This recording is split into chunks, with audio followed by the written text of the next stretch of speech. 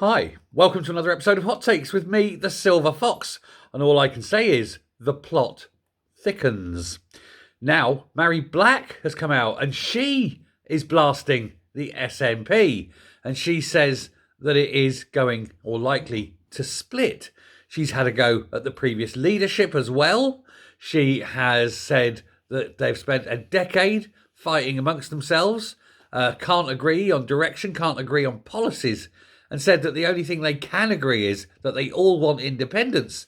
They just can't agree on how to achieve it.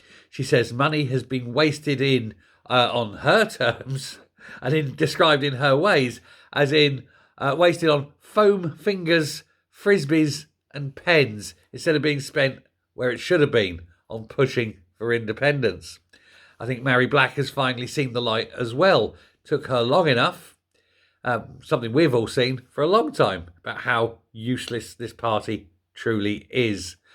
She says that Operation Branchform has been a very, very major part of the sort of decimation of the party, and that Sturgeon has been very, very controversial.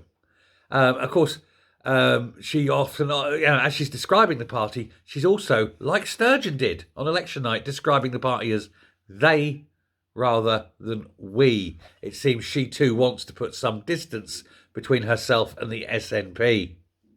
It's pretty much at the end game, I think. I think, you're running into the sort of territory where everybody who was in the party who is trying to distance themselves from it, basically. They see it for what it is. It's a bit like all the high-ranking officers at the end of the Second World War. Oh, well, yes, well, I was never a you-know-what word. Can't say it. YouTube doesn't like that word. But, it was all the German officers all claiming, oh, yes, I was a German officer in war, but I was never a part of that particular party, of course. When they all were. They were all up for it. They all swore their oath of allegiance. And that's what's happening now. Quick, run away, hide. It wasn't me, governor. Nothing to see here. And of course, that is when everything falls apart and all those little petty differences come out. All that, forced loyalty is nothing. It's meaningless. It's mealy-mouthed bollocks, isn't it? They all start pointing the finger, blaming each other and saying, it was someone else did it. In fact, they're not. They're all saying it was Sturgeon what done it. It's pretty good. But with the level of money and expertise at their disposal, the SNP should have modernised their structures. They should have changed their processes. They should have put in controls to stop these things happening, and they didn't, because, of course, it was just the cult of Nicola. And that now is, of course, what Mhairi Black is saying. She says that it's become a very tired and divided party. That there's no coherence. And that is why they're doomed. She said they're doomed. I'm also picturing Private Fraser in my head in saying that. It was because it was a cold and lonely place, you understand. But yeah, she's there. But this is a woman, of course, at the time was so happy to align herself, so happy to push that agenda, so happy to be seen on the stage. Look at me. I'm brilliant. I'm SNP and we're going to win.